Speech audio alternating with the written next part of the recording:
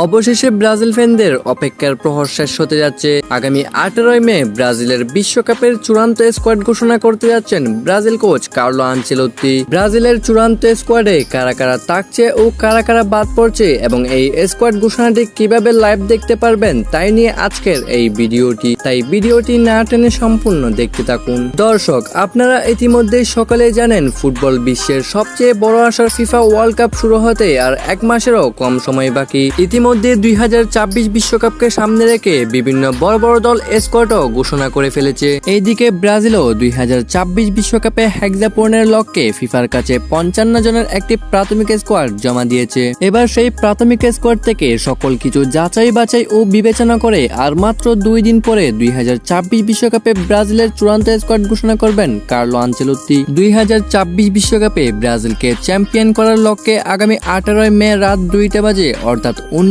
মে Rio de জেনিরোতে একটি বিশেষ অনুষ্ঠানে ব্রাজিলের চূড়ান্ত স্কোয়াড ঘোষণা করবেন ব্রাজিল কোচ কার্লো আনচেলোত্তি। বিশ্বের সবচেয়ে বড় বড় সংবাদ মাধ্যমগুলোর মতে আগামী 18 মে ব্রাজিলের স্কোয়াড ঘোষণাটি বিশ্বের সরাসরি প্রায় 80 মিলিয়ন মানুষ দেখবে বলে ধারণা করা হচ্ছে। এছাড়া তাদের মতে ফুটবল ইতিহাসে এর আগে কোন দলের স্কোয়াড ঘোষণা একসাথে এত মানুষ সরাসরি দেখেনি। ব্রাজিলের বড় বড় মিডিয়াগুলোর মতে নেইমার ব্রাজিলের চূড়ান্ত স্কোয়াডে থাকবে কি থাকবে না এটি জানার জন্যই ব্রাজিলের স্কোয়াড ঘোষণা মানুষের মাঝে অতিমাত্রায় কৌতূহল জাগিয়েছে। ইএসপিএন এবং ব্রাজিলের বড় বড় সংবাদ মাধ্যমগুলোর মতে ইতিমধ্যেই ব্রাজিলের চূড়ান্ত স্কোয়াডে জায়গা করে নিয়েছেন নেইমার জুনিয়র। তবে নেইমার ব্রাজিলের স্কোয়াডে জায়গা পেলে আন্দ্রে সান্তোস বা জুয়াও পেদ্রোর মধ্যে যে কোনো একজন বাদ পড়তে পারে। এছাড়া ইনজুরির কারণে 2026 বিশ্বকাপে ব্রাজিলের চূড়ান্ত স্কোয়াড থেকে বাদ পড়েছেন ব্রাজিলের বিশ্বসেরা তারকা এডার মিলিটাও, রদ্রিগো গোয়েস এবং এস্তেবাও তারা।